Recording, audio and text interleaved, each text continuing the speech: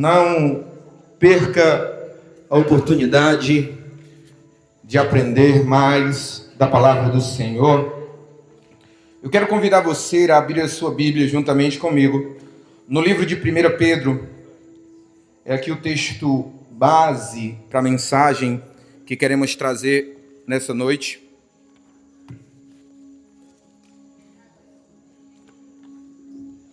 1 de Pedro, capítulo 1, verso 13 até o 16. Amém? Não estou usando a NVI hoje, estou na Almeida. 1 de Pedro, capítulo 1, verso 13 até o verso 16. Só para acordar mais uma vez. Quem achou, diga amém. Quem não achou, diga misericórdia. Pois ajude quem disse amém. Amém. 1 de Pedro, capítulo 1, verso 13, 14, 15 e 16. É eu? Não, né? Assim diz a palavra do Senhor.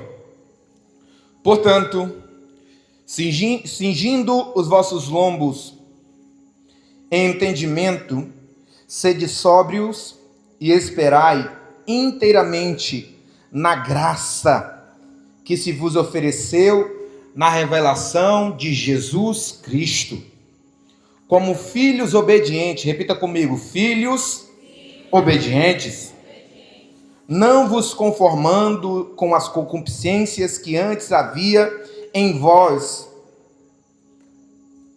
em vossa ignorância,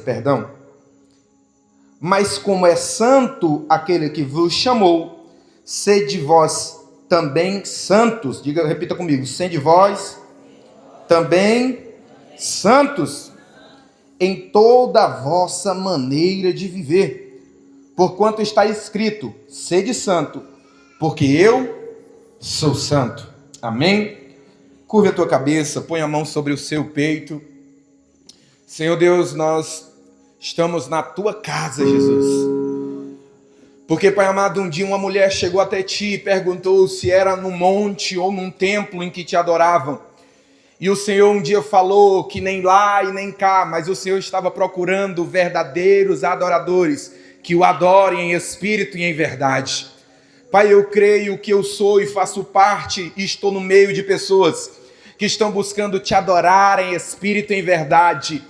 E é por isso que eu creio que o Senhor está aqui, Pai amado. A tua presença ela é real nesse lugar. Nós queremos poder uma vez mais ouvir a tua voz por meio da exposição das tuas escrituras. Pai amado, usa-nos nesse momento para falar a tua verdade. Prepara o nosso coração para receber a tua verdade. No poder que há no nome de Jesus, eu repreendo todo o mal-estar. Eu repreendo toda dor, eu repreendo toda fadiga, eu repreendo neste momento todo o sono, para que nada venha roubar a tua palavra. E logo após, nós possamos ir e sentar à tua mesa, a mesa da misericórdia. E você que orou comigo, dê um brado de amém. Amém. Glória a Deus. Queridos, eu não vou me estender, porque esse não é meu objetivo. Mas peço de verdade a sua atenção no que eu quero falar. O tema da minha mensagem foi aquilo que eu pedi que os irmãos repetissem comigo. Filhos obedientes e sermos santos. Amém? Você está me ouvindo? Filhos obedientes e sermos santos. O tema da minha mensagem, sei nem se é uma mensagem, mas é uma reflexão para nós nessa noite. O tema da minha mensagem é Ruios e Kadosh. Amém? Filhos maduros e santos e separados ao Senhor Jesus. Amém? O texto de 1 Pedro, por mais que ele não traga a palavra aqui, ruios, mas ele fala a respeito de filhos obedientes. E ele também não traz aqui a palavra kadosh, porque kadosh é hebraico.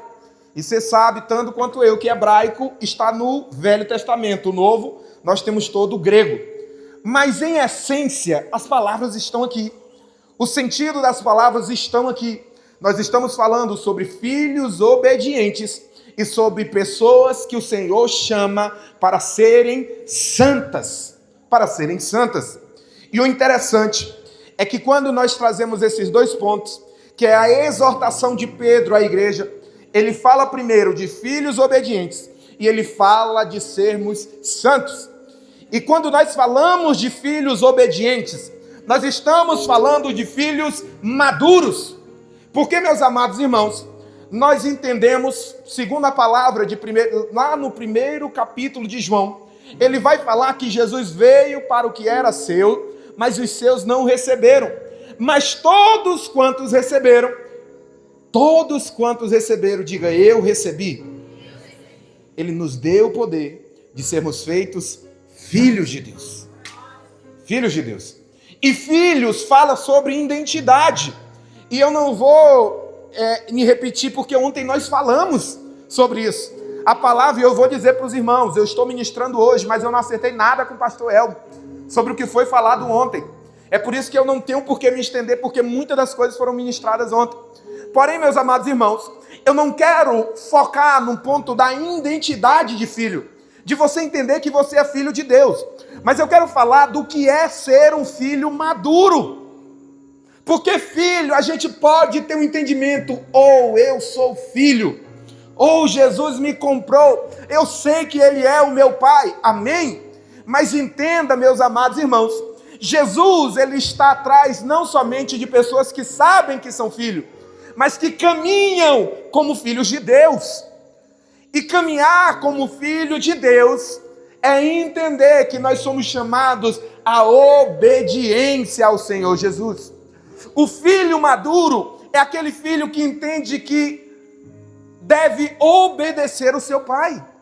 É esse o tipo de filho que o Senhor espera. Você está me entendendo, amém? E agora nós vamos falar, e como assim, meu irmão? Filhos maduros. Irmãos, a igreja ela tem sofrido porque nós temos uma comunidade de pessoas que até sabem que são filhos, mas não agem como filhos.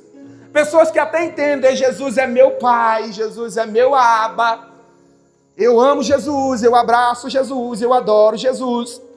Mas aquilo se torna apenas uma experiência para o momento do culto.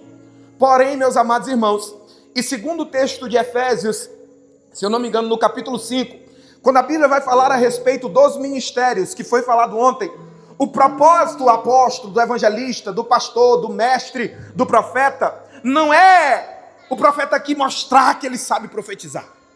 Não é o evangelista que roda as nações e prega. Não é o pastor que tem uma grande igreja. O texto é bem claro em dizer. Ele deu esses ministérios para a edificação dos santos ao exercício do ministério, até que todos alcancem a maturidade, um entendimento pleno da unidade em Cristo Jesus. Então, o propósito do ministério na igreja é preparar filhos maduros. E o que são filhos maduros, meu amado irmão Júlio? Filhos maduros são aqueles que, independente de situação, eles vão obedecer ao pai. Irmão, tem muito filho que até sabe, mas se está alguma coisa errada, ela esquece quem é o pai dela e está tudo errado. Ah, mas deu um probleminha, eu já perco a minha paz, eu já perco a minha paciência. Ah, o pastor falou errado comigo, não me interessa mais. Vai ajudar na obra de Deus? Não, ninguém me chamou, não lembraram de mim. Você está me entendendo, amém? Ou então, não, ninguém está vendo, então dá certo. Não, se ninguém está perto, então dá certo. Calma, eu não estou nem na igreja. Você já ouviu isso? Sabe o que são isso? São pessoas que até são filhos, que sabem, mas não estão vivendo como filhos. Não se tornaram filhos obedientes. E eu quero ministrar essa mensagem, essa reflexão, em cima do texto de Daniel, capítulo 7. Eu não vou abrir, mas você leu tanto quanto eu. Daniel, capítulo 6. Porque o texto de Daniel, capítulo 6, fala que Daniel, no final de sua vida, ele foi provocado. A Bíblia vai dizer que Daniel, já velho, já de idade, eles tentaram procurar, pastor, com o que acusar Daniel. Eles tentaram procurar em sua conduta alguma coisa para eles tentarem matar Daniel. Se você for lá para o capítulo 6, você vai ver exatamente isso. Quando Daniel foi constituído lá, e vocês responderam sobre isso, um dos 3 dentro do seu reino, o terceiro dentro do seu reino, do reinado de Dário. Eles procuravam, os outros governantes procuravam maneiras de minar a vida, de ceifar a vida de Daniel. E é interessante como a Bíblia diz, eles procuraram e não encontraram. Daniel era um filho maduro. Daniel não estava na sua terra. Daniel não estava no meio do seu povo. Daniel não tinha satisfações, não tinha sacrifícios a entregar no templo, nem tinha templo nesse tempo.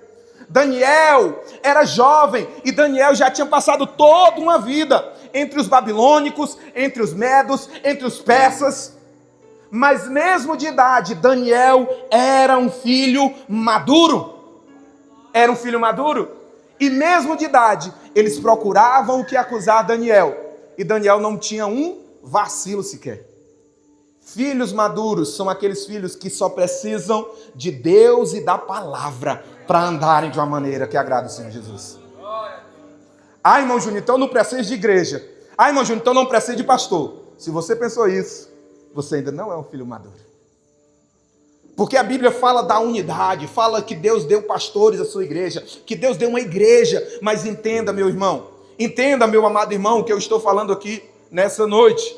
Filhos maduros, tudo o que eles precisam é da palavra do Senhor Jesus para andarem em obediência ao Senhor. Meu pastor, eu estou aqui, não porque o Senhor é perfeito, não porque o Senhor faz tudo o que eu quero, não, eu estou aqui porque eu entendi quem é meu Pai, eu conheço a sua palavra e eu ando em obediência. Pode ser, pastor, com licença, eu notei que o Senhor chamou todo mundo, mas o Senhor não falou o meu nome. Talvez o Senhor tenha se confundido, mas entenda, eu estou aqui para servir. Não porque eu quero lhe bajular, mas porque a palavra de Deus me manda servir. Isso são filhos maduros. Daniel não tinha satisfação a dar para ninguém. A ninguém. E é interessante que no final da vida é procurado de tu és o mesmo Daniel? Você viu isso? Se eu não me engano, é no capítulo 4. Você viu isso? Tu és o mesmo Daniel do meu pai. Quem fala isso é Belsazar, filho de Nabucodonosor. Tu és o mesmo Daniel. O mesmo Daniel que quando veio de Israel, não sentou à mesa do rei para não se contaminar. Tu és o mesmo Daniel que crescia em sabedoria e no temor, que interpretava sonhos segundo a palavra de Deus. Tu és o mesmo Daniel que vive um cercado de homens, de jovens santos. Tu és o mesmo Daniel. Entenda, Daniel não tinha satisfação nenhuma a dar para ninguém, mas a palavra de Deus lhe era suficiente para que ele andasse em obediência. Em obediência. É o que Deus espera de nós. Que nós sejamos filhos obedientes. Obedientes. E não só obedientes, mas também santos. E aqui eu quero só trazer mais um entendimento. Ser santo não é ser perfeito. Você pode dizer amém? Amém. Ser santo não é ser perfeito, irmão. A Bíblia vai falar de perfeição. Mateus capítulo 5, se eu não me engano é o verso 47, é o último versículo. A Bíblia vai dizer, sede perfeitos, como perfeito é o vosso Pai. Irmão Júnior, eu consigo ser perfeito? Não é isso que a Bíblia está dizendo. Sabe o que a Bíblia está dizendo? É que você tem um modelo, e o modelo é Deus. Quando ela diz esse Mateus capítulo 5, sede perfeitos, sabe o que ela está dizendo? Não se compare com outra coisa, se não seja o Senhor. Porque muitas das vezes, a gente está na igreja, a gente está feliz. Eu sou ignorante com a minha esposa. Mas ela tem que agradecer que tem outros que estão bebendo lá fora. Pelo menos eu estou em casa. Não, eu não respeito o meu jovem dizendo, eu não respeito tanto os meus pais, mas ela tem que levantar a mão para o céu. Porque eu lá de fora, então é roubando a mãe, então é mentindo para a mãe. Eu pelo menos estou sendo verdadeiro. Você já ouviu isso? Não precisa responder. Mulheres! Quando eu prego eu falo muito dos homens, mas eu também falo das mulheres. Mulheres! Não, meu marido tem que levantar a mão para o céu, que tem muita aí que não faz nada. Pega isso aqui, faça de qualquer jeito. E não se levante a voz para mim, não sei o quê. Eu nem sei falar muito de mulher, né?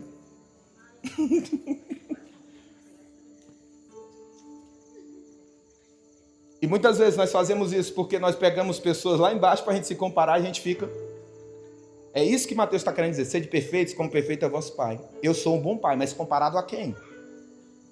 Comparado ao bêbado? Comparado ao viciado? Comparado ao teu amigo ímpio? Eu sou um excelente filho. Comparado a quem, jovem? Eu sou uma excelente esposa. Comparado a quem? O nosso alvo é Deus. E a gente não vai chegar nunca. Não, mas eu estou sempre olhando para o alto. Eu quero cada dia ser um pai melhor, um marido melhor, uma esposa melhor, um filho melhor. Por quê? Porque eu não me comparo por baixo. Eu não me nivelo por baixo. O meu alvo é Deus. O meu alvo é o Senhor. E eu quero ser isso. Eu quero buscar isso segundo a sua palavra. Amém? Mas perfeição não é a mesma coisa que santidade. Perfeição não é a mesma coisa que santidade. A palavra santidade, ela fala de sermos separados. Sermos separados para Deus. O mesmo texto do capítulo 6 de Daniel, a Bíblia fala que eles conseguem uma coisa. Eles conseguem manipular o rei. Para que Daniel fosse acusado por causa da sua santidade ao Senhor. Por causa da sua separação a Deus. E eu queria que você abrisse comigo. Vamos lá para Daniel, porque esse texto é maravilhoso. Daniel, capítulo 6. Daniel, capítulo 6. Lá no verso 10. Você já leu essa história, amém? Glória a Deus. Amém. Então nós não vamos ler o texto todo, mas vai lá para o 10. Depois que eles conseguem iludir o rei Dário, para que por 30 dias não se adorassem, não se orasse a outros deuses. Verso 10 vai dizer: Daniel, pois, quando soube que o edito estava assinado, a Bíblia vai dizer, na hora que Daniel soube que o rei assinou o edito, que decretava, não adore nem ore a outros deuses. Olha o que a Bíblia vai dizer. Entrou em sua casa. Ora, havia no seu quarto janelas abertas ao lado de Jerusalém. E 3 vezes no dia se punha de joelho e orava e dava graças diante do seu Deus, como também antes costumava fazer. Depois que Daniel fica sabendo que o edito foi assinado, nada muda na vida de Daniel. Porque era um homem santo. Era perfeito? Não era perfeito, mas era separado. Queridos, muitas das vezes nós esquecemos que somos santos diante de Deus, não perfeitos, mas que somos separados ao Senhor Jesus. E nós negociamos os nossos valores com Deus. E aqui é onde eu quero falar sobre ser separado para Deus. É entender que eu sou crente, então eu sou santo. Não.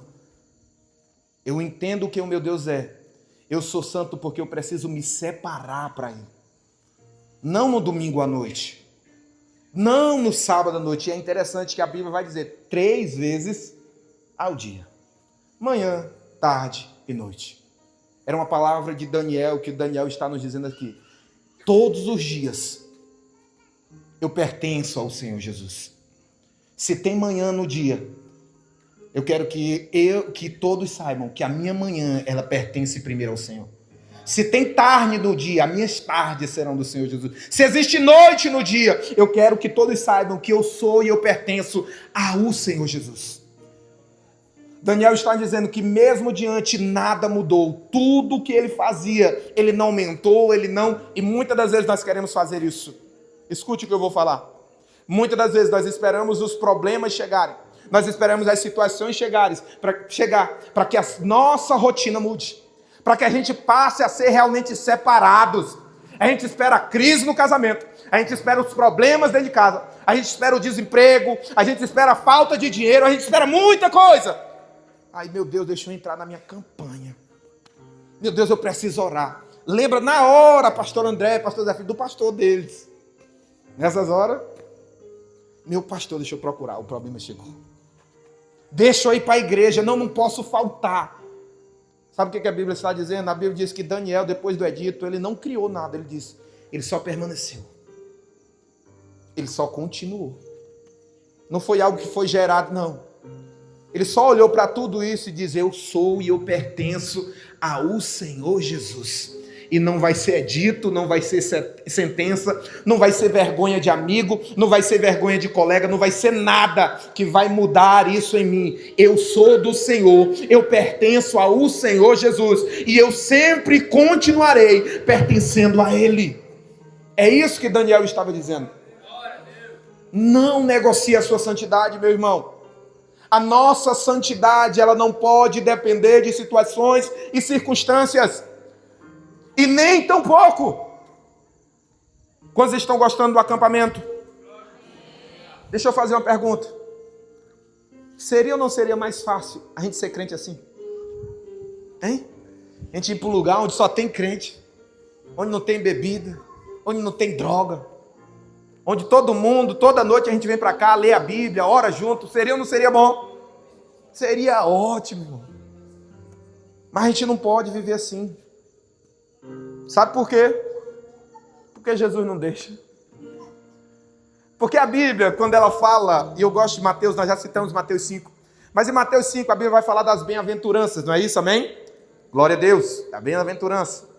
E ela fala de sermos pacificadores, sermos mansos, não é isso? Sermos aqueles que choram, sermos perseguidos muitas das vezes, não é isso que a Bíblia fala? Ela traz aqui uma visão de monges, traz aqui uma visão de pessoas pacatas, pessoas, não é isso? Mas logo após a bem-aventurança ele diz, mas vocês, sendo pacificadores, tendo sede de justiça, sendo aqueles que choram, sendo aqueles que buscam, vocês são sal da terra e luz do mundo. Sal da terra e luz do mundo. Depois dele descrever todas as características, não é isolados que eu quero vocês. Eu quero vocês no mundo, influenciando. Como, meu irmão? Sendo santo. Mais uma vez eu vou dizer, ser santo não é ser perfeito. E ser santo não é estar isolado.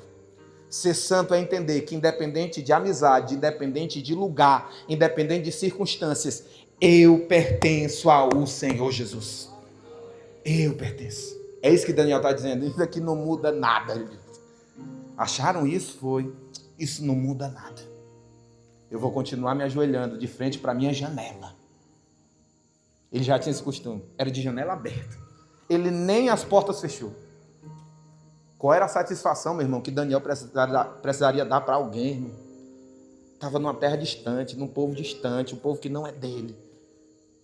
Mas eu não vou nem fechar minha janela. Eu continuo olhando para Jerusalém, continuo orando, porque eu pertenço ao Senhor Jesus. Você está entendendo, amém? Queridos, o que Deus espera de nós é que nós sejamos, como nós falamos aqui, filhos obedientes e santos.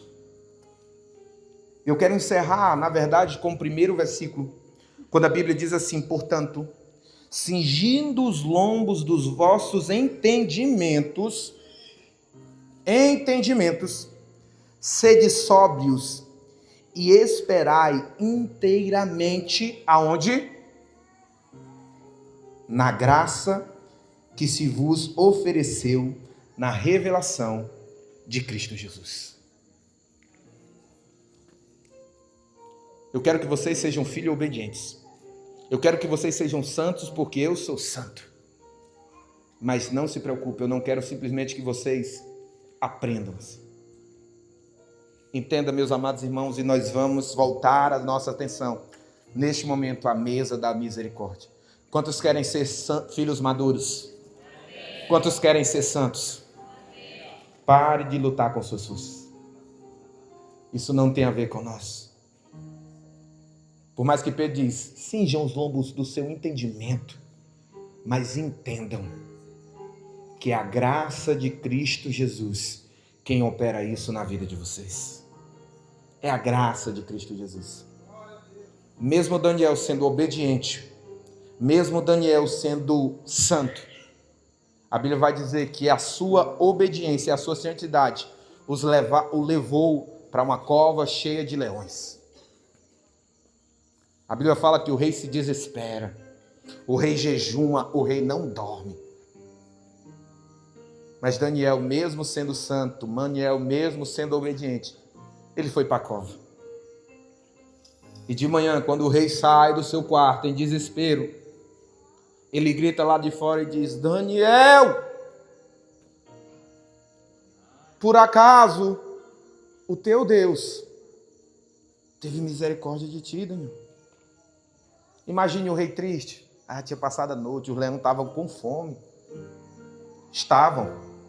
E vai dizer que depois jogaram um lanchinho para eles, ó. Tinha fome. E fala o rei triste: ô Daniel, será, Daniel, se Deus te salvou? E lá de dentro se escuta uma voz e diz: rei, o meu Deus mandou um anjo e ele fechou a boca dos leões. O texto de Daniel nos faz entender também que as coisas, que a nossa jornada como filhos e como santos não tem a ver somente conosco, mas elas dependem exclusivamente do nosso Deus. Sabe quem vai fazer você amadurecer na sua caminhada? É a graça de Jesus. Sabe quem vai fazer você se manter uma pessoa santa e separada? É a graça de Jesus. O que a Bíblia está dizendo? Revista o seu entendimento desta graça. Nós estamos diante da mesa do Senhor. E hoje veio mais uma vez uma dúvida que é de muitos. Eu não vou. Porque a Bíblia diz: examine, pois, o homem a si mesmo e coma. Irmão, tire 2 minutos e se examine. Você vai comer da mesa do Senhor. Irmão, não tem esse que se olha para dentro e diz: eu sou digno. Não é isso que a Bíblia está dizendo. A Bíblia fala de discernir o corpo. E um dos pontos em que aponta essa palavra é entender que eu ainda não sou o que eu fui criado para ser, mas eu não desisto da graça de Cristo Jesus que opera em minha vida todos os dias. Olhar para essa mesa e entender que eu não sou perfeito, e talvez eu ainda não seja o mais santo, talvez eu ainda não tenha vencido aquele pecado, talvez eu ainda não tenha, mas eu não desisto porque Ele não desistiu de mim. Mas eu não abro mão, porque quem faz e opera em mim é a graça em Cristo Jesus. Você entende isso? Quantos querem ser esses filhos maduros e santos diante da presença do Senhor? Eu convido você a se colocar de pé uma vez mais. E antes de nós irmos para a ceia, eu quero orar por você. Queria convidar, vamos louvar a Deus.